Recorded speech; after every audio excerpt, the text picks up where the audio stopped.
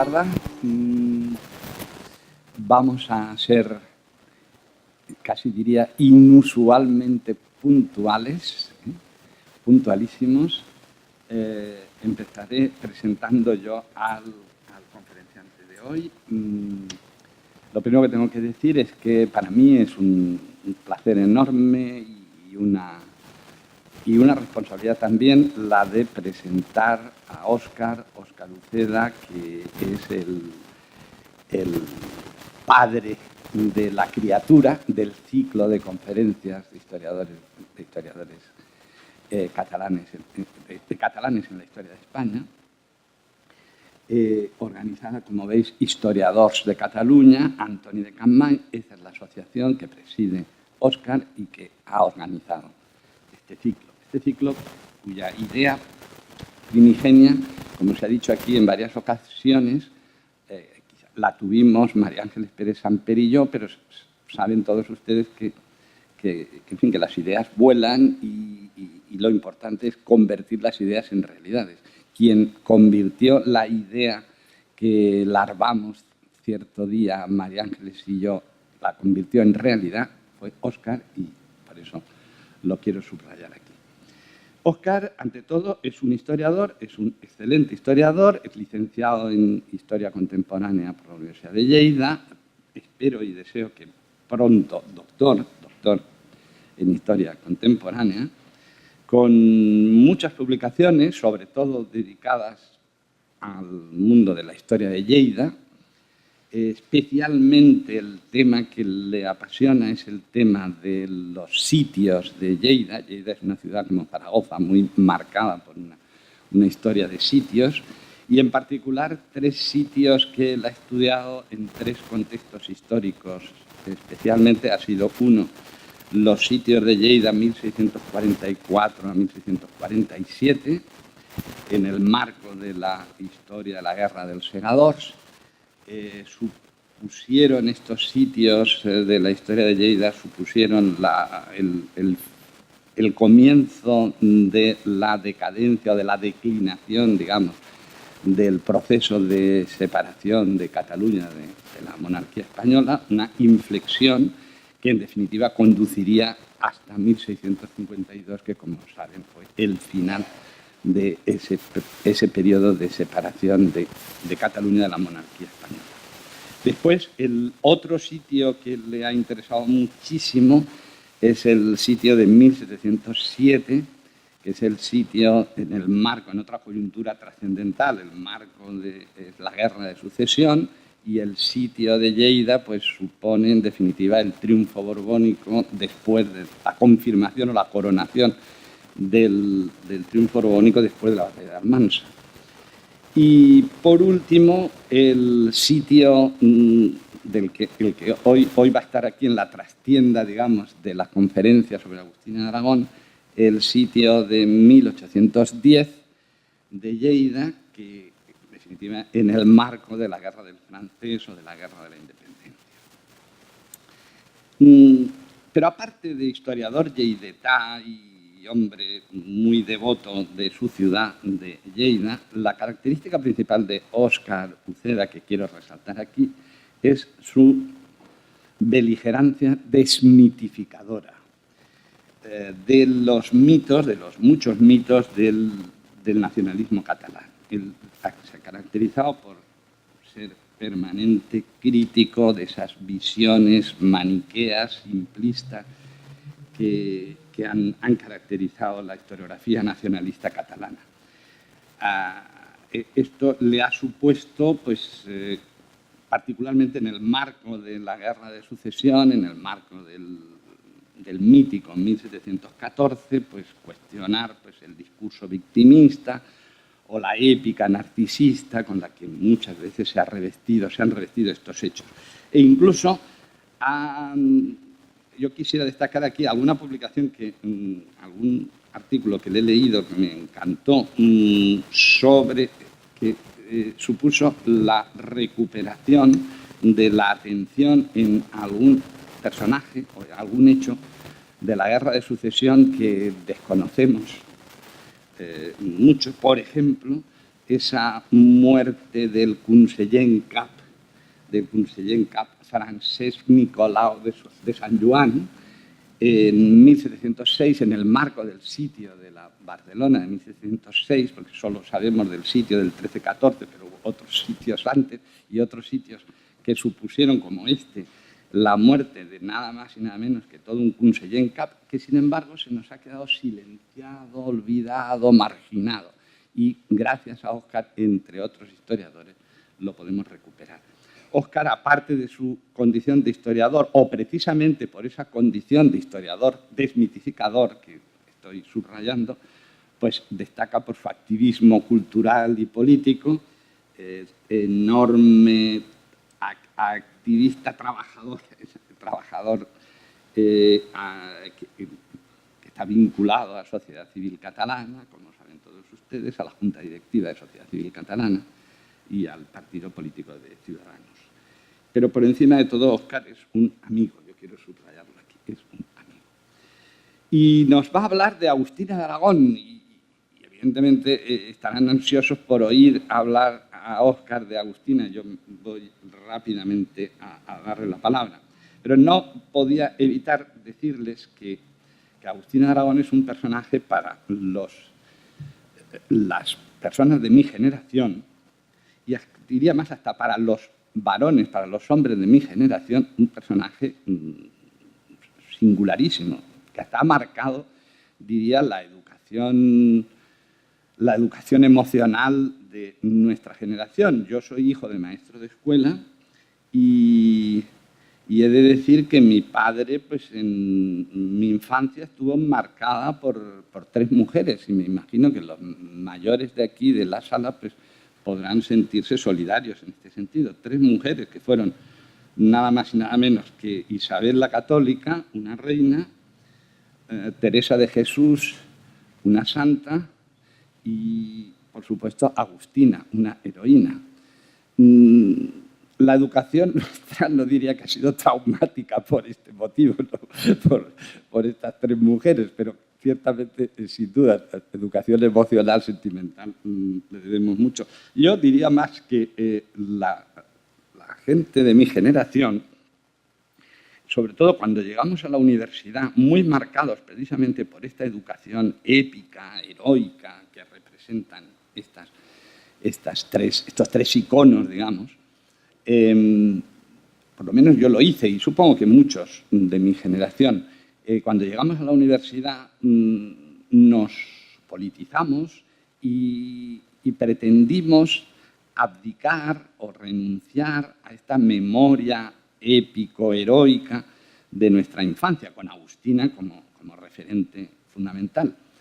Lo que nos ha ocurrido a muchos es que efectivamente renunciamos, nos lanzamos hacia una desmitificación de este patriotismo ibérico nuestro.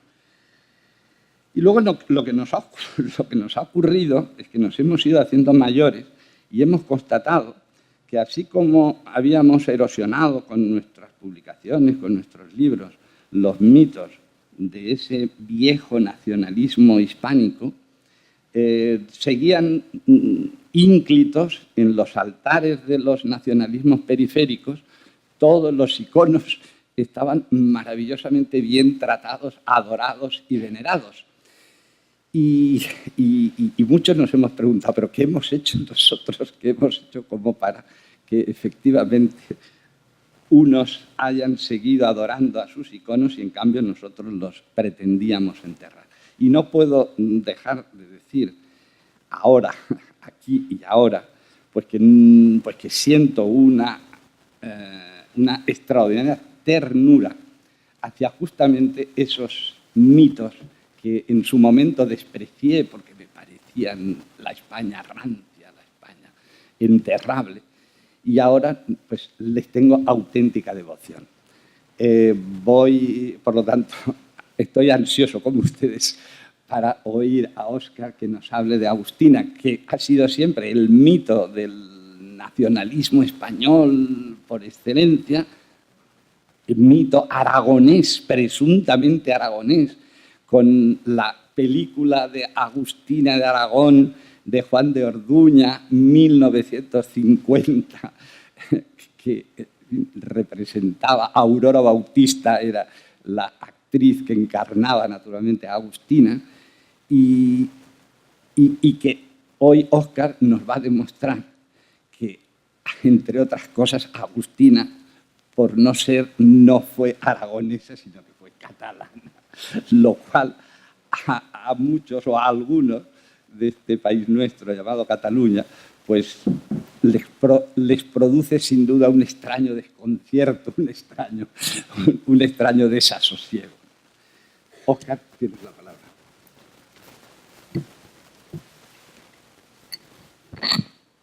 Muchas gracias. La verdad es que se agradece que por parte de Ricardo, que realmente insisto en que es el padre de la criatura. O sea, yo simplemente canalicé lo que era una gran idea que tanto Ricardo como María Ángeles pues, nos pusieron encima de la mesa. Vi una magnífica oportunidad para difundir historia y para difundir historia compartida, ¿no? Historia compartida de catalanes y catalanas también. En este caso hablaremos de una catalana que lo primero, como bien indicaba el profesor Ricardo García Cárcel, poca gente sabe que era catalana, mientras que es una de las catalanas más conocidas de la historia. Pocos personajes femeninos catalanes son tan conocidos como Agustina de Aragón. Y es un personaje que me atrae por varios motivos. En primer lugar, como bien ha dicho también Ricardo, me apasionan los sitios de mi ciudad. En general, me especialicé hace ya tiempo en conocer cómo funcionaban, cómo se articulaban y cómo se aplicaban los sitios y las fortificaciones en época moderna, desde la Guerra del Segadors hasta la Guerra de Independencia. Y esta muchacha pues, tiene la particularidad de que es famosa en uno de los sitios, digamos, más importantes, o tal vez el más sonado de todas las guerras napoleónicas, el sitio de Zaragoza, tanto el primero como el segundo sitio de Zaragoza. Después es interesante precisamente porque es mujer y no es habitual en la historia en general y en la historia de Cataluña y de España en particular que la mujer cobre protagonismo, y ella tuvo la oportunidad, por una serie de circunstancias, por un detalle, por un segundo, en que tomó una decisión en su vida, y una decisión que fue aprovechada por ella también y por gente de su entorno para convertirla en una estrella, que al fin y al cabo fue lo que se convirtió Agustina de Aragón, en una persona muy conocida en toda España en aquellos momentos, incluso después y hasta nuestros días. Entrando ya en el origen de Agustina, también era un tema curioso, esta ambivalencia, ¿no? de por qué escogerla o el temor de escoger a Agustina de Aragón por el hecho de que era catalana y no aragonesa, en la coyuntura en que nos encontramos los historiadores hoy en día, con estas incursiones de pseudohistoriadores que prácticamente catalanizan todo lo que vive, ¿no? Y en esta coyuntura, salir y decir no, que Agustina era catalana, pues provoca cierta incomodidad, pero realmente es que lo era. Y no solamente era catalana, sino que su familia era de origen catalán de siglos. De hecho, la familia Zaragoza, no Zaragoza, sino Zaragoza, ella cuando la bautizan, su familia se apellida y en la documentación de su parroquia consta como Agustina Raimunda María Zaragoza Domènech. La familia Zaragoza es una familia de Fulleda. Fulleda es un pueblo de la actual provincia de Lleida. En aquel entonces creo que pertenecía al corregimiento de Lleida, y de Fulleda o de la Pobla de Cérvoles. De Fulleda, pues allà ja està tot dit. Ja. Després diré el carrer on està la seva casa pairal, que segurament ja el coneix. Era de Fulleda, muy cerquita de la Pobla de Cérvoles, es una zona de Les Garrigues. La familia era payesa de generaciones y, si me permiten, me iré levantando porque como tengo preparadas algunas imágenes, vídeos, será un poco informal, pero así la haremos un poquito más ágil. Miren, este es el Cal Silvestró Vell, hablando de esta calle.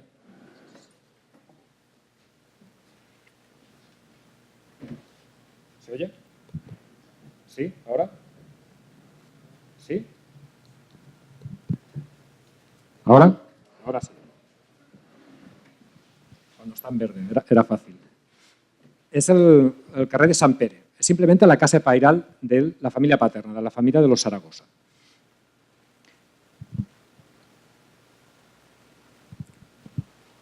El padre se llamaba Pere Joan Zaragoza, como les decía, era payés, nació el 10 de abril de 1747 y se casó con Raimunda Domènech, el 8 de agosto de 1772. Gracias a las magníficas biografías que se han ido realizando sobre Agustina de Aragón, o Agustina Zaragoza Domènech, prácticamente ya se han estudiado todos los archivos y podemos hacer un seguimiento de sus orígenes familiares y su vida, y sobre todo a través de la documentación militar. El personaje atrae y aporta mucha documentación por el hecho de ser militar. Al ser militar tiene hoja de servicios. Y si tiene una hoja de servicios, es un tipo de documentación que te aporta muchísima documentación, como les explicaré un poquito por encima después. Este matrimonio tuvo en total 11 hijos. Cuando iban por el séptimo, y dadas las circunstancias también del empleo del padre, payés de secà, la tierra ya no daba para mantener a la prole, y tomó la decisión de ir a Barcelona a la búsqueda de una nueva oportunidad. En Barcelona, en aquella época, se podía encontrar trabajo, sobre todo en la incipiente industria textil, y encontró trabajo en el año 85 en Barcelona trabajando en unos telares. A partir de ahí ya pudo más o menos tener cierta estabilidad económica y continuar con el ritmo y continuar hasta los 11 hijos que llegó a tener el matrimonio. Se instalaron en la calle Sombrerers, que está en el Borne. En la calle Sombrerers. Ahí al lado, ¿ven? Tiene la Basílica de Santa María del Mar. En la Basílica de Santa María del Mar, aquí es donde ya tenemos la prueba fehaciente de la catalanidad de Agustina de Aragón, es donde bautizan a Agustina. A Agustina la bautizan el 6 de marzo de 1786 y recibe, como les decía, el nombre de Mari de Agustina Raimunda Zaragoza Domènech. Insisto en lo de Zaragoza. Después, el nombre cambiará, ya les explicaré en qué momento, por el de Zaragoza. En un primer momento cuando se casa, y después ya lo utiliza también como parte del marketing, como parte de, porque vestía muy bien, llamarse Zaragoza, la ruina de Zaragoza. Se rizaba el rizo y prefirió y estimó que era conveniente castellanizar su apellido en torno a 1808-1809. El 16 de enero de 1803, ella pasa una infancia en Barcelona más o menos tranquila, en una coyuntura de fin de siglo, de crisis política, crisis económica, incluso hambrunas en Barcelona, un periodo duro, y tal vez explique el matrimonio que pudiera ser de conveniencia con un hombre 10 años mayor que ella, en 1803, el 16 de abril, y se casó con un militar, con un cabo segundo, un militar de baja graduación y del cuerpo de artillería. Este chico se llamaba Juan Roca Vilaseca y era de Massanet de Cabrenys, en la actual provincia de Girona. ¿Qué significaba para una chica joven, como era Agustina, con apenas 18 años cuando se casó con Juan Roca, casarse con un militar? Ahora veremos unas estampas para que se puedan hacer una idea de lo que era ser una mujer de militar en torno a aquella época. Las estampas no están dibujadas, estos grabados no están dibujados por autores españoles, sino por autores daneses y alemanes durante la expedición del Marqués de la Romana en 1808. En 1808, al principio, España y Francia eran aliados y en el plan de Napoleón de apoderarse del trono de España, la primera acción que tomó es dispersar sobre todo a las mejores unidades del ejército español lejos de la península. Al Marqués de las Romanas se le envió a Dinamarca con una tropa de 15.000 soldados, entre los cuales había unidades catalanas, sobre todo infantería ligera, que serían los herederos de los antiguos migueletes. Los catalanes eran bien considerados como infantería ligera en los siglos XVIII y XIX. Entonces aquí empezaremos a ver estas estampas de cómo los daneses los vieron y después les explicaré un poquito también cómo se relacionaron con esta tropa española. Contra todo lo que pudiera parecer, no iban solamente soldados, sino que iban con sus familias. Ellos se desplazaron aquí o a caballo, o en mula, o en burro. Este exactamente es un soldado de un regimiento de infantería ligera catalana con su esposa. Aquí hay otra estampa. Si se fijan, aquí va con el crío, va con el bebé y así se movían por toda Europa o por donde les destinaran. ellas iban siempre al lado de sus maridos. Aquí vemos otra estampa. Ella va con su carro y con una prole ya considerable. Toda la familia en pleno iban con el ejército, lo que en época moderna se llamaban, en que los ejércitos tenían, era una sierpe con cabeza y cola. La cabeza sería la fuerza armada y la cola todo lo que iba detrás. En buena parte era la propia familia. Y esta vida sedentaria que había llevado hasta ese momento Agustina se transformó en una vida trashumante, donde va siguiendo a su marido allí donde lo manden. Al marido no lo mandan a Dinamarca. Simplemente les he enseñado más o menos cómo podían vivir las mujeres de soldados en aquella época. Pero sí que en estos destinos que tuvo en España, o incluso creo que estuvo destinada en Mahón, si no recuerdo mal, ella pues siempre acompañó a su esposo. Llega el 2 de mayo. El 2 de mayo marca un punto de inflexión, sobre todo para los militares. En este plan que les explicaba antes de Napoleón, la primera fase era la dispersión de las mejores unidades del ejército español, que no era un mal ejército, era un ejército de unos 100.000 hombres, pero mejor preparado de lo que después se ha venido a querer decir. Era un ejército profesional, bastante bien equipado y bastante bien entrenado. Precisamente por ese motivo lo dispersó. Parte del ejército, parte del grueso del ejército a Portugal, parte del grueso del ejército a Dinamarca y el resto, en el caso de Cataluña, las guarniciones más importantes estaban en Figueres, en el Castillo, y en Barcelona, y allí lo que hicieron es, a la primeras de cambio, en mayo, desarmar a estas tropas por medidas de seguridad e inutilizarlas. En el caso del marido de Agustina, no queda claro, parece que la versión más creíble sea que, como servía el regimiento Barcelona número 1 de artillería, estaba destinado a la capital, pero estas unidades, una batería de este regimiento también estaba destinada en Lleida. Y también hay constancia, según la hoja de servicios de Juan Roca, que combatió la segunda batalla del Bruc, y se sabe también que los 4 cañones que participaron en la batalla del Bruc eran de este regimiento de Barcelona, pero destinados en Lérida. Se trasladaron desde Lérida hasta el Bruc y combatieron allá. Entonces, aquí tengo mis dudas, que simplemente es una duda ligera, si estaba en ese momento en Lleida o estaba en ese momento en Barcelona y escapó como consta que muchos soldados profesionales españoles se fueron escapando de Barcelona para sumarse a la rebelión que se estaba levantando por toda la península. El 2 de mayo he escogido esta imagen porque aquí empieza a potenciarse de forma insólita, en lo que es un contexto de guerra, la figura de la mujer. Por primera vez, en el bando sobre todo español, no es Agustina de Aragón, sino son muchas mujeres las que participan de forma activa en los combates o en la lucha contra los franceses y que se hacen famosas y que se habla de ellas. Así como hasta ese momento se hacía, pero se pintaba, en este momento se considera que como fuente de marketing o como medida de propaganda, el hacer uso y decir y publicitar que la mujer participa como el hombre en los combates en primera línea es bueno. Y aquí está la figura de Manuela Malasaña cuando cae muerta por un coracero francés, ¿no? Una de las imágenes del 2 de mayo. En ese momento, como les decía, Cataluña entra en guerra, como el resto de la península. Aquí le pongo una imagen curiosa también, para ponerse un poquito en contexto.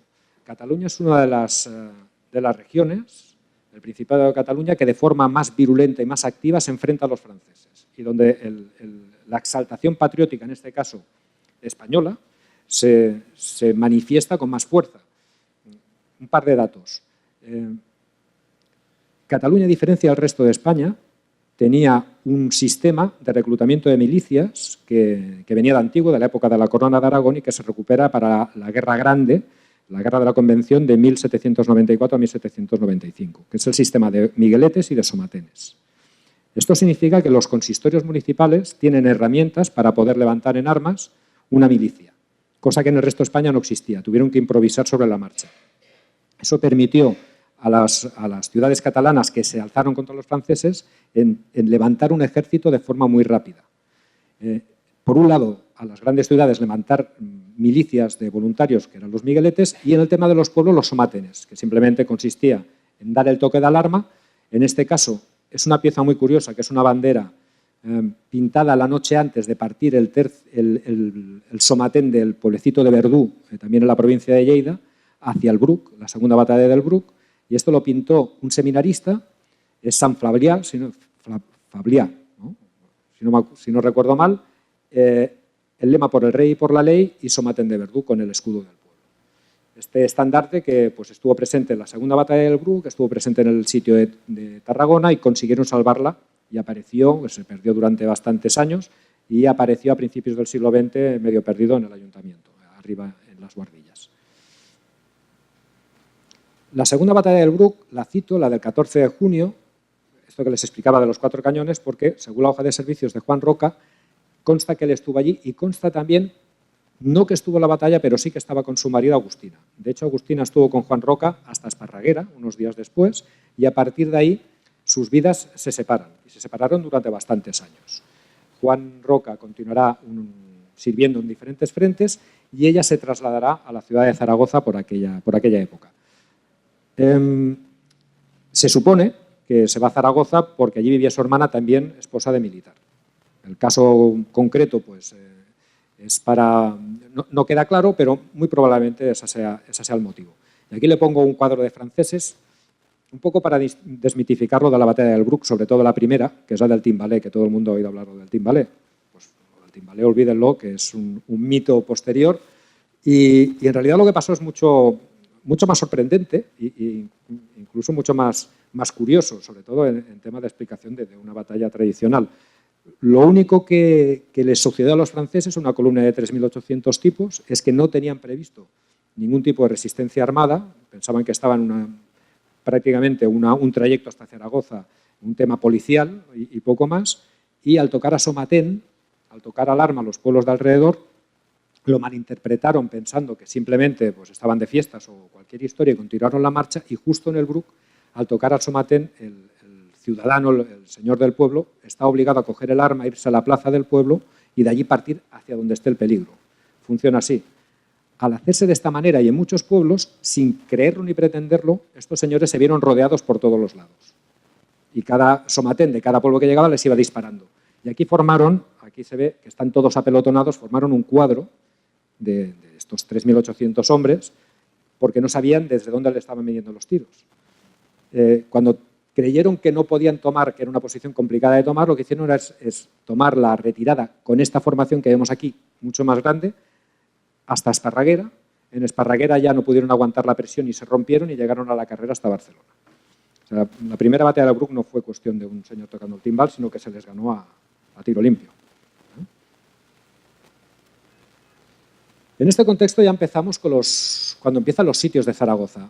La idea más o menos es, empieza el lanzamiento por toda España, el plan francés era la toma incruenta del control, que en el ámbito político se había conseguido, porque ya se habían llevado los reyes a Bayona, los reyes habían hecho una cadena de abdicaciones y al final el nuevo rey era el hermano de Napoleón, Pepe Botella, José I, pero la gente se resiste. De abajo arriba, las juntas locales dicen que no, después van subiendo a juntas provinciales, etcétera, etcétera, después faltan a la Junta del Principado de Cataluña, por ejemplo, hasta la Junta Central después que se organiza, y de abajo arriba se reconstruye el Estado y se reconstruye también la forma de defenderse contra esta invasión, y esto también pasa en Zaragoza.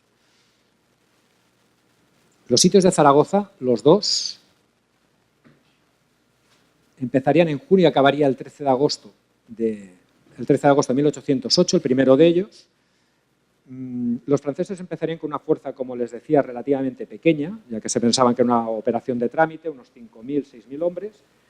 Los defensores eran apenas 1.000 soldados profesionales y lo demás era gente de la ciudad, que había cogido las armas y se había sumado a la defensa, pero a medida que la ciudad resiste, de forma también inesperada, cada vez van llegando más refuerzos franceses hasta una cantidad aproximada de unos 15.000.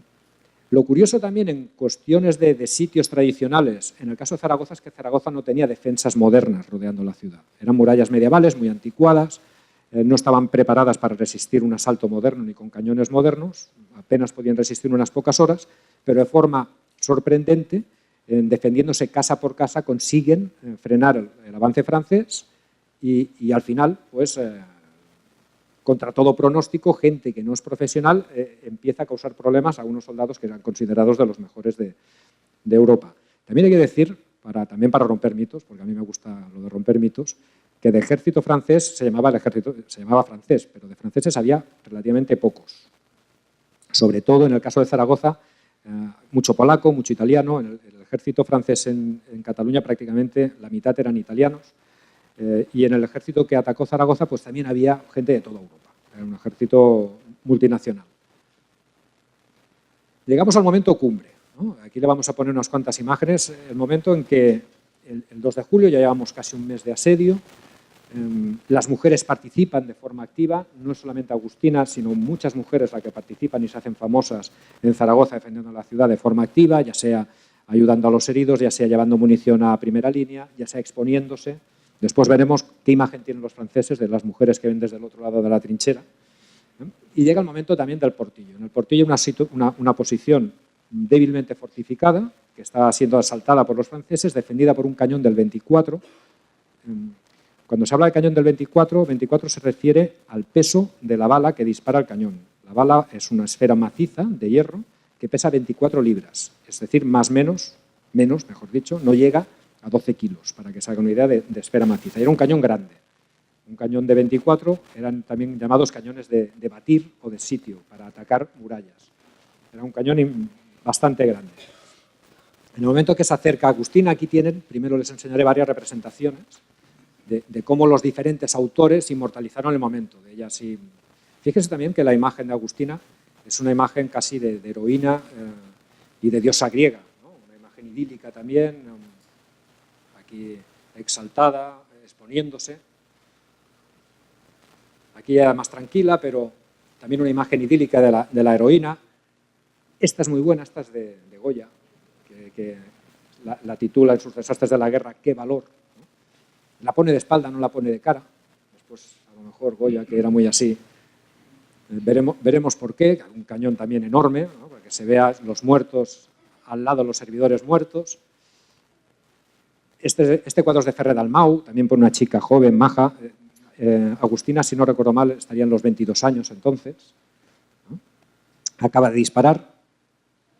Y esta es una imagen ya del siglo XXI de cómic, ¿no? de la Agustina aquí potente, ¿eh? La Agustina en toda su plenitud, ¿no?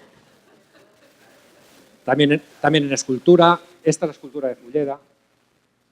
El cañón, esta escultura se levantó en 1986, si no recuerdo mal, y el cañón es un cañón de verdad que el entonces ministro de Defensa, Serra, le entregó al pueblo para que hicieran la estatua de Agustina. Este es de Mariano Medllure, la que está en Zaragoza, en el Portillo.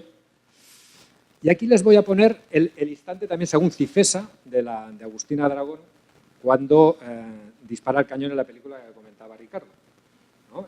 También para que se hagan una idea, se conoce bastante bien por la hoja de servicios, después se la leeré rápidamente, qué es lo que pasó, ¿no? Se lo explico y después se lo leo. Ella llega cuando la posición ya estaba batida, estaban los franceses muy cerca. Ella llega y estaban los franceses muy cerca. Cuenta que estaban en el momento que ella se acerca a la posición con munición, ella estaba cargada con munición para llevarle balas, en este caso, no munición de artillería, para llevarla a este puesto, a esta batería. La estaba mandando un cabo, porque todos los oficiales ya habían muerto. El cabo cae herido de un balazo, y justo al caer herido de un balazo caen granadas. Las granadas las lanzaban los granaderos, para que vean más o menos cómo iban vestidos o cómo eran estos señores de la Guardia Real Inglesa que van con esos gorros inmensos de piel de oso. Pues iban con estos gorros, vestidos de azul, y eran tipos realmente altos, fuertes, y que eran fuerzas de asalto. Ellos iban con unas bolas esféricas cargadas de pólvora dentro, con una mechita que las arrojaban sobre las posiciones enemigas cuando ya estaban muy cerca. O sea, las arrojaban con la mano, imagínense que los franceses ya estaban prácticamente encima. Les caen granadas y dejan ya inutilizada, silenciada la batería. Todos los defensores caen muertos o heridos. Cuando ella llega, están prácticamente muertos, pero el cañón está cebado. El cañón ya está cargado. Lo único que necesita es encenderse, pero no había nadie para encenderlo. El señor que llevaba el botafuego es una especie de lanza, para entendernos, con una mecha en la punta. El señor que llevaba el botafuego estaba en el suelo, o herido o muerto. Y lo que hace ella es cogerlo y meterle fuego. ¿Vale? Este Este es el momento, el instante. Después veremos también lo que pasa. Este instante, que estamos hablando de un segundo en que ella tomó una decisión, recordemos también que era esposa de artillero, o sea, sabía cómo funcionaba el cacharro. Ya es una ventaja, esto también podía ayudar, pero se necesita un coraje especial para hacer lo que hizo y tomar una decisión en milésimas de segundo y hacerlo. Y así es como lo vio Heredia, ¿no? En el año 50, la película de Cicesa, este momento, ¿no? A ver si conseguimos que esto se vea. Como siempre en estas cosas, antes se ha visto. ¡Cobardes! ¡Asesinos! ¡No! ¡No venceréis! ¡No podéis vencernos nunca! ¡Nunca entraréis en Zaragoza!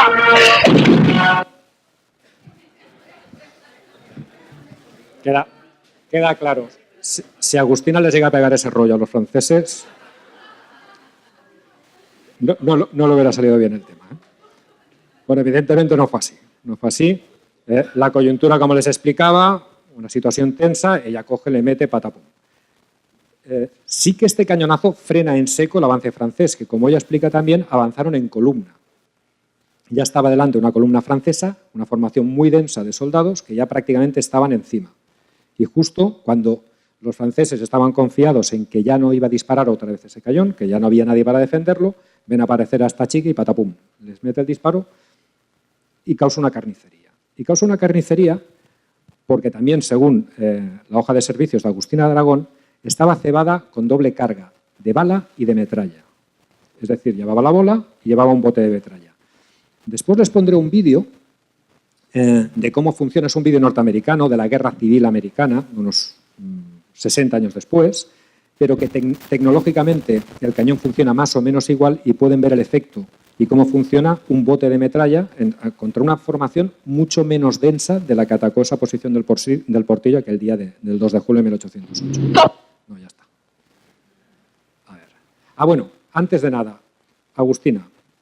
¿Quieren saber cómo era Agustina? Pues aquí tienen a Agustina de Aragón.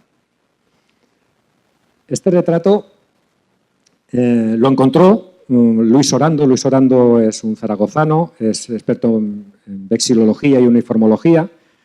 Lo encontró que lo estaban subastando, creo que en Austria, no recuerdo exactamente bien. Entonces se puso en contacto, creo que con Ibercaja, para que pujaran y consiguió hacerse con este cuadro. Es un retrato pintado en Gibraltar en 1809.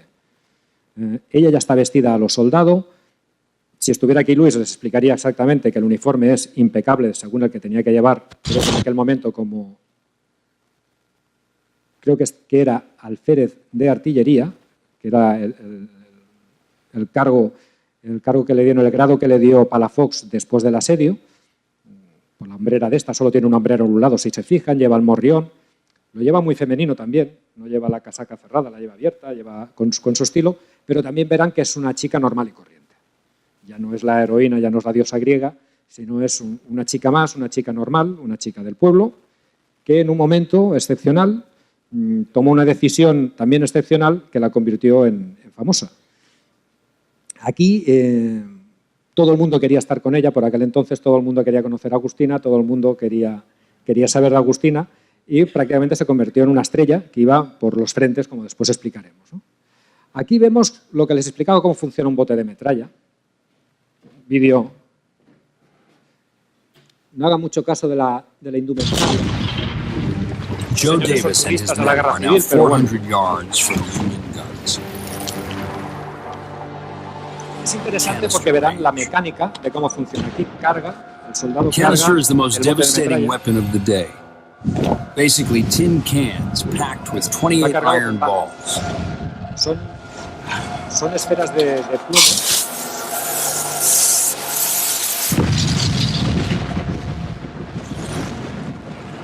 Una perdigonada gigante. Para que se hagan una idea, y además llevaba esa bala esférica que les comentaba. The casing explodes, spraying the iron balls into advancing troops at hundreds of yards per second. Canister shot just made that cannon a gigantic shotgun. And it would mow Aquí, down up con to ayuda 20 guys at a de time, algunos if not vídeos. more. Guys would be complete. La idea es hacerse un poco es intentar reconstruir el momento, ¿no? ¿Cómo es posible que una chica con solo la mano pudiera organizar la que organizó? pues prácticamente se encontró con el arma ya cebada, los soldados franceses prácticamente encima de la posición y les tiró todo esto encima. El ataque francés se frenó en seco. No solamente se frenó en seco, sino que algunos heridos que había más o menos en condiciones de levantarse se levantaron y comenzaron otra vez a disparar sobre los franceses. Llegó un refuerzo de una batería cercana y la situación en esa zona del frente se estabilizó. O sea, este sería el momento, el instante, el segundo que cambió la vida de Agustina, ¿no? Una serie de circunstancias que confluyen, ella toma la decisión que tenía que tomar y a partir de ahí pues, se hace famosa. La posición aguanta y aguanta toda la ciudad. De hecho, continúa resistiendo la ciudad de Zaragoza hasta prácticamente el 13 de agosto de 1808, en que los franceses deciden ya retirarse e intentaron otra ocasión, por dos motivos. Primero, porque se ven imposibilitados de entrar en Zaragoza y, por otro lado, porque les llegan noticias de la derrota de un cuerpo de ejército francés entero en la batalla de Bailén. La batalla de Bailén, Castaños derrota a casi captura íntegro a casi 22.000 soldados franceses y eso cambia totalmente los planes iniciales franceses y se ordena una retirada general. En aquel momento deciden replegarse y después volver a invadir al cabo de pocos meses otra vez España y esta vez ya con Napoleón Bonaparte al frente de la gran armée francesa, dispuestos a recuperar otra vez e intentar una forma mucho más violenta que la primera.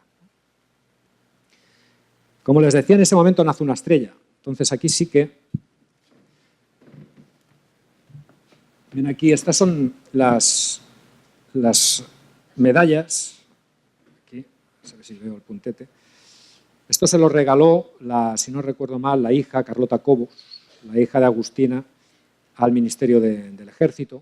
Y ahora se conserva, creo que en el archivo de Segovia, no lo tengo muy claro.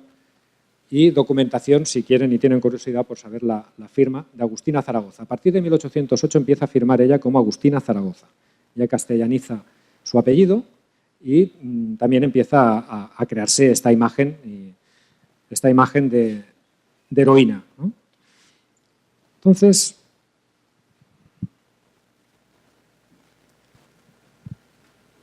como les comentaba, Palafox, que era el comandante al mando de Zaragoza, tanto el primer como el segundo sitio, se entera de lo que ha hecho Agustina. No es él, como dice en su primer informe, el que le da el título, que le da el grado militar a Agustina y la condecora. Es un oficial que estaba en aquella posición, pues que cuando ve lo que ha hecho, inmediatamente, justo en ese momento, la asciende al alférez de artillería y, lo que es más importante, le da una pensión. O sea, lo importante de la figura de Agustina es que pasa a ser militar de veras, pasa a tener grado militar y que pasa a tener también un sueldo. Y esto también nos permite, porque es un clásico dentro de los militares a la hora de mandar cartas de mandar cartas al ministerio, digamos, del ejército en su momento, pues para exigir que le pague las pagas atrasadas. Y eso es la súplica típica que cualquier militar de esta época, lo que constaba es que ellos explicaban el por qué merecían el grado y por qué merecían el sueldo y exigían de paso que se le pagara lo que se le debía.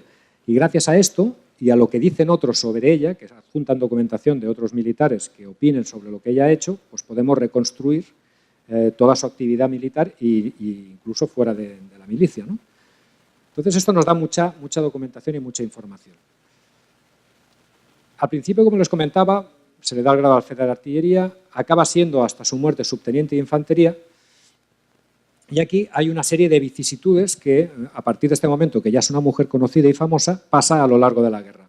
Pasa por ser una Agustina prisionera, pasa a ser Agustina guerrillera, pasa a ser Agustina artillera, después hablaremos si fue o no fue Agustina bígama y después ya hablaremos del mito de Agustina como tal. Agustina prisionera. Como les decía, el primer asedio acaba más o menos, acaba bien para los defensores zaragozanos porque expulsan a los franceses, pero lo vuelven a intentar. Lo vuelven a intentar en torno a diciembre de 1808. Pasan pocos meses y los franceses vuelven a presentarse delante de Zaragoza, pero aquí las cosas ya cambian. El ejército francés que se presenta delante de Zaragoza ya es un ejército de cerca de 50.000 personas, de 50.000 soldados, un ejército enorme. Pero los defensores también se han puesto las pilas. Ya no son los 1.000 soldados regulares, sino que son 33.000 soldados regulares los que están defendiendo la ciudad. Ahora bien, aquí quiero hacer un apunte, que aquí hay trampa. Los 50.000 soldados franceses son realmente soldados entrenados y preparados y bien armados, y en cuanto a la calidad de los soldados regulares españoles ya en esta segunda fase, cuando se tira mucho de milicia y de mucho soldado novel, ya es manifiestamente mejorable la calidad de estos soldados. Les pondré un ejemplo de los que yo conozco, que es en el asedio de Leria de 1810. Se forman en mi ciudad una serie de regimientos a prisa y corriendo, uno de ellos es el San Fernando, en el cual se conservan las hojas de alistamiento de todos los soldados, en la paería de Lleida. Y te encuentras hasta frailes. Son gente que los cogen pocas semanas antes del asedio, apenas tienen formación, apenas tienen incluso, que después lo describen los franceses, no tienen ni uniforme, y reciben el nombre como si fuera una unidad militar normal, un regimiento de línea, cuando realmente no lo son. O sea, también hay que tener mucho cuidado cuando se habla de cifras. Aún así, este segundo sitio de Zaragoza es realmente terrible. Si el primero fue duro, este ya es un asalto continuo, y así que aquí sí que me gustaría leerles las experiencias de dos militares franceses.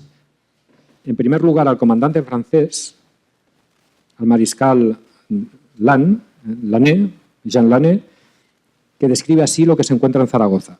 Jamás he visto encarnizamiento igual al que muestran nuestros enemigos en la defensa de esta plaza. Las mujeres se dejan matar delante de la brecha. Es preciso organizar un asalto por cada casa. El sitio de Zaragoza no se parece en nada a nuestras anteriores guerras. Es una guerra que horroriza. La ciudad arde en estos momentos por 4 costados distintos y llueven sobre ellas las bombas a centenares, pero nada basta para intimidar a sus defensores. ¡Qué guerra! ¡Qué hombres! Un asedio en cada calle, una mina bajo cada casa. Verse obligado a matar a tantos valientes o mejor, a tantos furiosos. Esto es terrible. La victoria da pena. Esto lo dice el mariscal al mando del ejército francés. Por otro lado, también otro que sería, en aquel momento era un teniente, que sería mariscal de Francia, Bugeaud, hablaría: siempre estamos cerca de este maldito, este infernal Zaragoza. Aunque hemos tomado sus murallas durante más de una quincena y tenemos una parte de la ciudad, los habitantes entusiasmados por el odio que nos embargan, por sacerdotes y el fanatismo, parecen querer enterrarse bajo las ruinas de sus ciudades como la antigua Numancia. Se defienden con increíble furia y que hacen pagar caro por la victoria más pequeña. Cada convento, cada casa tiene la misma resistencia que una ciudadela y cada uno tiene asiento particular y todo va a pie del sótano hasta el ático, y solo cuando uno ha matado con bayonetas o arrojado por las ventanas, uno puede llamarse dueño de la casa. Apenas salimos victoriosos de lo que nos arroja la casa vecina por agujeros hechos a propósito, granadas, obuses y una lluvia de disparos. Debemos hacer barricadas para cubrirnos muy rápido, hasta que hayamos tomado medidas para atacar este nuevo fuerte. Y se hace solo perforando los muros, porque para pasar por las calles es imposible, y el ejército perecería en 2 horas. No fue suficiente para hacer la guerra en las casas, se hace bajo tierra. Lo que sucede en Zaragoza en contra de lo que era el asedio clásico en época moderna, en que cuando se tomaba la muralla principal, la ciudad, la plaza, capitulaba, se rendía o caía, es que la lucha se da casa por casa. Prácticamente estamos viviendo una escena como si fuera de la Segunda Guerra Mundial. Es atemporánea, no es normal en un asedio de esta época, y pasa en Zaragoza que se combata con esa ferocidad casa por casa. Cuando toman un puesto, hacen minas por debajo de tierra, agujerean las paredes para acceder a la casa del vecino. Es algo terrible, contraataques, continuamente se recuperan posiciones, se vuelven a tomar, y así durante semanas. El resultado es terrible. Al final la ciudad acaba capitulando ya en 1809, creo que en enero de 1809, febrero de 1809. Los muertos entre los franceses están en torno a los 10.000. Tiene unas bajas terribles, pero en cuanto a los zaragozanos, para que se hagan una idea, de una población de 55.000 personas antes del asedio, pasan a 12.000. La carnicería es de campeonato. Cuenten también que, aparte de los desastres de la guerra, de las muertes de combate, los bombardeos, que son continuos, que Zaragoza queda hecho un desastre, la llamada Venecia de España queda prácticamente en ruinas, Una epidemia de peste tremenda afecta a los ciudadanos, aparte el hambre. Es una serie de desastres, ¿no? Aquello de velum famine et peste libera nos domine, ¿no? que es tan terrible que acaba la ciudad prácticamente destrozada por generaciones. En este contexto acaba capitulando la ciudad, no capitula Palafox porque también estaba enfermo de peste. Agustina también estaba enferma en el momento de la capitulación.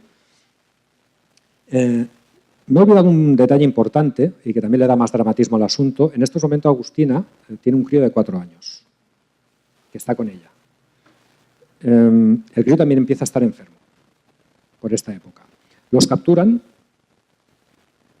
y a todos los prisioneros que hacen en Zaragoza les dan la lección de quedarse como soldados del ejército del rey José, ser fieles a la nueva dinastía o irse a Francia, al presidio, irse a Francia pues, a prisioneros de guerra. La mayor parte del ejército que se capitula decide irse prisionera, y entre ellas Agustina de Aragón. Forma parte de una columna que asciende hasta Francia. Ella en principio pasa desapercibida hasta que al final se dan cuenta de quién es ella y la tratan bastante mal, a pesar de ir con el crío y a pesar de estar muy enferma. Llega hasta Puente de la Reina y en Puente de la Reina consigue escapar. Está en un hospital y consigue escaparse. Y a partir de ahí hay todo un recorrido en el que ella intenta, y no estaba sola, después les explicaré, intenta llegar a zona controlada por los españoles. Pero en Olvega, en el pueblecito de Olvega, allí tenemos también constancia de un documento que nos da a luz del fallecimiento del crío. El crío no puede soportarlo, estaba muy enfermo y en plena huida el crío muere. Y es muy curioso el documento porque el nombre que se le da al chico no es un nombre real, sino que habla de un tal Mateo Bellón, creo recordar que era el supuesto padre, y al crío lo ponen como el hijo de este tal Bellón, pero el párroco en pequeñito abajo pone es el hijo de Agustina de Aragón, ¿no? Y por eso podemos saber que es el crío de ella. Este tal Mateo Bellón lo pone como esposo, evidentemente, de Agustina, cuando todos sabemos que el esposo era Juan Roca. Y sería uno de los dos señores que atribuyen como compañeros o incluso como esposos durante la guerra de Agustina de Aragón. Juan de Talarbe, si no recuerdo mal, y el señor Bellón. En teoría, y era bastante probable, y más en un contexto de guerra, cuando ya se separa el matrimonio, no sabes si está vivo o está muerto. Y es normal o es posible de que ella pues, buscara protección entre otros de los militares que iban en la columna, como después también explicaremos un poquito con encima, ¿no? Ella consigue huir, finalmente consigue llegar a zona controlada por los españoles y se dirige hacia donde estaba el gobierno, a la Junta Central, en Andalucía. Pasa por Sevilla, ahí tenemos el momento cuando va a Cádiz y cuando se traslada a Gibraltar, cuando le hacen el cuadro este que hemos visto antes. Y ella pide, una vez ya se pasea por algunas de las fiestas más importantes en estas ciudades, en Sevilla, y la gente pues, la conoce y le refrenda su cargo militar y le refrenda todos sus privilegios que había conseguido por el sitio, ella pide incorporarse otra vez a la milicia, ¿no? Y vuelve otra vez a Cataluña. Vuelve otra vez a Cataluña, se incorpora al ejército de Cataluña y sirve durante el asedio de Tortosa como artillera en el asedio de Tortosa de diciembre de 1809, de 1810 a enero de 1811. Es una plaza fuerte, está bien defendida. Hacía poco que había ocurrido el asedio de Lérida, donde el mariscal Suquet, que es el que está atacando la ciudad de Tortosa, provoca una auténtica carnicería entre la población civil cuando toma la primera línea de defensas. Él en sus crónicas, cuando manda una carta al príncipe de Béthier, que era su oficial al mando, habla de haber matado a cañonazos a más de 3.000 civiles. Y por eso capitula la plaza, para evitar que continuara el cañoneo contra los civiles. En este caso, el comandante de la plaza de Tortosa, en el momento que toma la primera línea, decide capitular. O sea, prácticamente una fuerza de 10.000 franceses captura una fortaleza moderna y difícil de conquistar, defendida por 8.000 soldados. Decide capitular y vuelve otra vez a caer prisionera. Y esta vez, como prisionera, se la traslada a Zaragoza. De Zaragoza, continuando con su racha de aventuras, vuelve a escaparse de los franceses y esta vez ya no se incorpora a una fuerza militar reglada, sino que se va a la guerrilla. Se va a la guerrilla por la zona de Castilla-La Mancha. Toda. No, la verdad es que tiene una... No paro quieta, que dicen. Tuvo una vida apasionante. Ella estuvo en actividad prácticamente durante toda la guerra. Bueno, y esto no es nada, ¿eh? O sea, que con el tema de la guerrilla, Pedro Abad se llamaba el guerrillero, que tenía una partida de unos 400 guerrilleros, alias el Chaleco, y con él estuvo por la zona del campo de Montiel, pues atacando posiciones francesas y conquistando algunas pequeñas poblaciones, pues haciendo la típica guerra de guerrilla que se estaba dando por toda la península en aquel entonces, ¿no? Pues aquí tenemos la faceta también, como dice su hoja de servicios, la faceta de Agustina como guerrillera. Llega a oídos del duque de Wellington que anda Agustina como guerrillera. Y también quiere conocerla, como todo el mundo la quería conocer, y también la llama, y ella se incorpora al ejército del duque de Wellington. Y vuelve a servir como artillera, reglada, en combate, ya prácticamente hasta el final de la guerra. Ella está en las batallas decisivas de la guerra, en la batalla de Vitoria, sobre todo. Prácticamente ellos van siguiendo cuando Napoleón se retira de Rusia, los franceses levantan el sitio de Cádiz y empieza el repliegue del rey José hacia el norte, pues Wellington le va persiguiendo con un ejército anglo-hispano-portugués y Agustina está con este ejército pues también participando como artillera. En algunas anécdotas, a través de su hoja de servicio, explican muchas acciones en que ella se expuso con fusil en mano o en situaciones comprometidas a lo largo de su hoja de servicios. No solamente fue lo del cañonazo, sino que se mostró también durante toda su carrera como una militar activa y valiente, ¿no? Y así la reconocieron sus oficiales. Acabada la guerra, aún durante una temporada, pues la estrella de Agustina, que como decíamos era una chica que todo el mundo quería conocer, continúa viva. El rey quiere conocerla, ella se desplaza a Madrid. Y durante esta época también se reencuentra con su marido. Su marido no estaba muerto, y me ahorro el chiste. Se reconcilia, ¿no? Tampoco no se puede hablar de reconciliación, ¿no? Porque simplemente se reencuentra con él y vuelve con él. Él continúa sirviendo, sirve en Valencia, sirve en diferentes lugares y acuartelamientos, en Barcelona también, vuelve a Barcelona, pero al final, en un hombre enfermo, cuando se reencuentra con él, y acaba muriendo en 1823. En 1824 vuelve a desposarse con un médico andaluz, y un médico también de ideas absolutistas. Políticamente, durante toda su trayectoria, Agustina, más que absolutista o liberal, simplemente era una señora que era fiel a la legalidad vigente. Digamos que se mantuvo siempre, pues si quien mandaba era Fernando VII, pues ella se mostraba fiel a Fernando VII.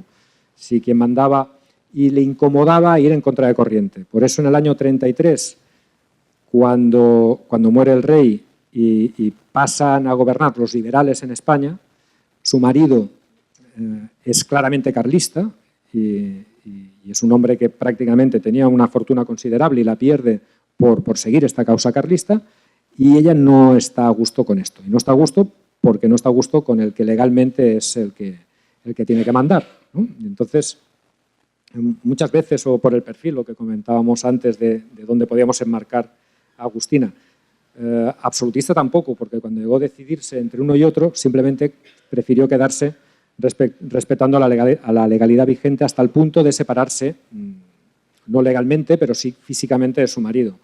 Ella tiene varios hijos, tiene una hija llamada Carlota con su nuevo marido, que Carlota acabaría escribiendo una novela, y esta novela de Carlota sería prácticamente, podemos decir, era una novela histórica, no una historia, no una biografía de su madre. Entonces, inventa personajes, inventa una serie de hechos para darle un tono romántico a la vida de la madre que han llamado a confusión. Y una de las confusiones es precisamente, aquí entramos en lo de si era bígama o no, pues que la hija explica una relación que tiene con un oficial que se llamaba Luis de Talarbe, y este oficial, que se supone conoce en Mahón, ella se enamora de él cuando se reencuentra durante el asedio de Zaragoza, y ellos dos combaten en Zaragoza, los cogen prisioneros los dos, comparten una vida durante la guerra, prácticamente coinciden en muchos de los frentes, ¿no? Y al final, cuando acaba la guerra, acaban separándose porque se reencuentra con su antiguo marido y el rey parece ser que decide que el señor Talarbe lo manda a las Américas a luchar contra los rebeldes americanos, mientras que a Agustina la obliga a retornar con su marido, ¿no? Esto es un poco el drama de la historia. ¿Qué es lo que pasa cuando vas a los archivos militares y buscas la hoja de servicios del oficial, del señor Talarbe o del señor Bellón que había antes? Pues que no están, no existen. Y como no existen, evidentemente todo parecía ser fruto de la invención de la hija para novelar un poco la historia de la madre. Ella también estaba interesada en continuar viviendo de la fama que había tenido su madre, ¿no? Pero bueno, no existen. No existen, pero hay un dato curioso, que se debe a una investigación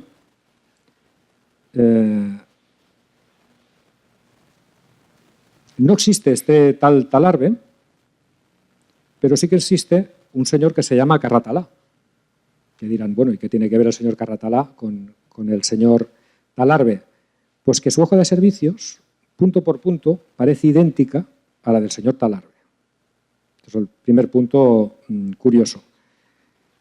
Que también resulta que ambos los destinan a América en el mismo año, coincidiendo con la época en que al supuesto Talarbe también lo destinan a América. Y que ambos se casan con la misma señora. O sea que en la novela se casa con Ana de Gorostiaga, el señor Talarbe, pero este señor, el tal, que llegó a teniente general además, el señor José de Carratalá y Martínez, que era de Alicante, si no recuerdo mal, este señor se casa con una señora con el mismo nombre que se casa Talarbe en la novela.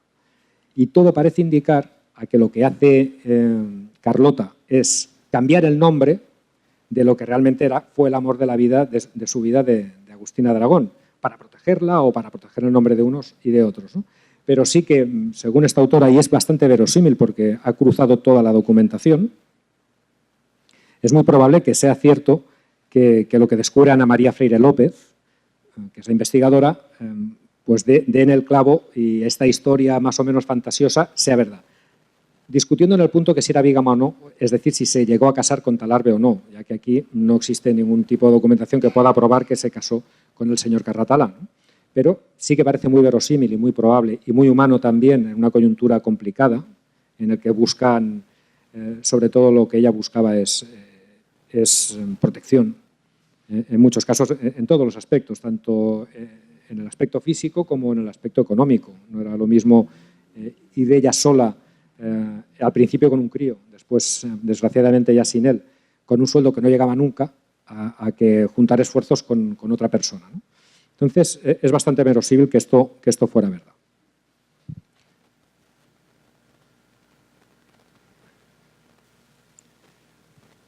Como les comentaba, cuando acaba la guerra y ella empieza ya a tener una vida más o menos normal y comienza a seguir a su marido en su oficio, ya por ejemplo, está muchos años viviendo en Sevilla, ya deja de ser, por los ambientes en que ella se desenvuelve, deja de ser aquella chica famosa, aquella chica que todo el mundo quiere estar con ella, que todo el mundo reconoce, y empieza a ser una señora más. Y empieza a apagarse un poco la luz del personaje de Agustina de Aragón. Y prácticamente dura hasta que vuelve a recuperar un poco la chispa en el momento de que su hija Carlota se casa con un militar. Este militar lo destinan a Ceuta y ella decide ir con su hija y viajar a Ceuta. En el ambiente ceutí, ya con una guarnición potente, una guarnición numerosa, ella pasa otra vez a ser reconocida, todo el mundo ya recuerda a Agustina de Aragón, ella vuelve a llevar su uniforme, vuelven a invitarla a actos y fiestas, y ella siempre luciendo su uniforme de oficial, y vuelve a recuperar un poco aquella estrella que había tenido durante tanto tiempo. Agustina es una señora que llegó a vivir bastante tiempo, para lo que era más o menos habitual para una chica humilde. Llegó a vivir hasta 1857. Aquí ven el orden del general de plaza en Ceuta cuando ella fallece. Se le hacen honores militares y se la reconoce, se la entierra con su uniforme. Se le rinde al menos durante su fallecimiento pues los honores que durante estos años que le comentaban, después que se casó con el médico, pues había perdido un poco, pero en Ceuta se le hacen un entierro con todos los honores.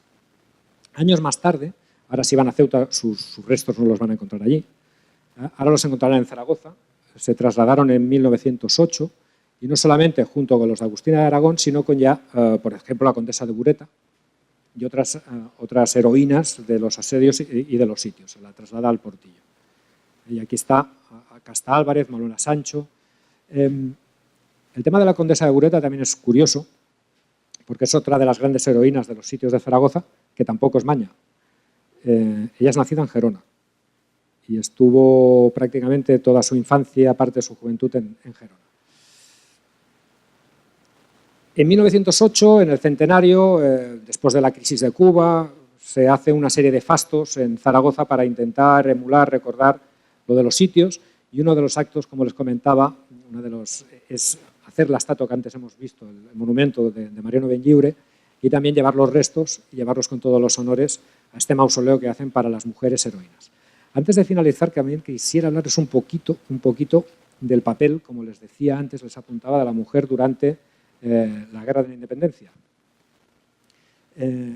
Incluso en el asedio de Gerona se llegan a organizar unidades únicamente y exclusivamente organizadas por mujeres y formadas por mujeres.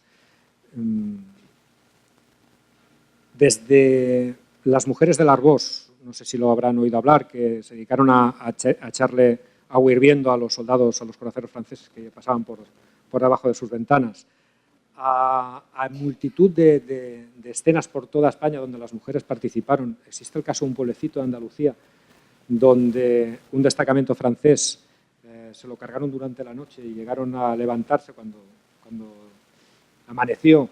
Muchos de los soldados tenían clavadas las tijeras en los dos ojos. Se habían dedicado a cargárselos durante la noche. Fue una escena un poquito duro, pero bastante habitual. Hay también el caso de la señora Claretona, que era una catalana, mujer de un oficial, que con trabuco se dedicó a cargarse a dos coraceros franceses con su trabuco, y así centenares de anécdotas donde las mujeres cobraron protagonismo y sobre todo aparecían en la documentación y se hablaba de ellas, como les decía antes. Pero en la cumbre, la más famosa de todas ellas, sería la catalana Agustina de Zaragoza. Pues muchas gracias por su paciencia.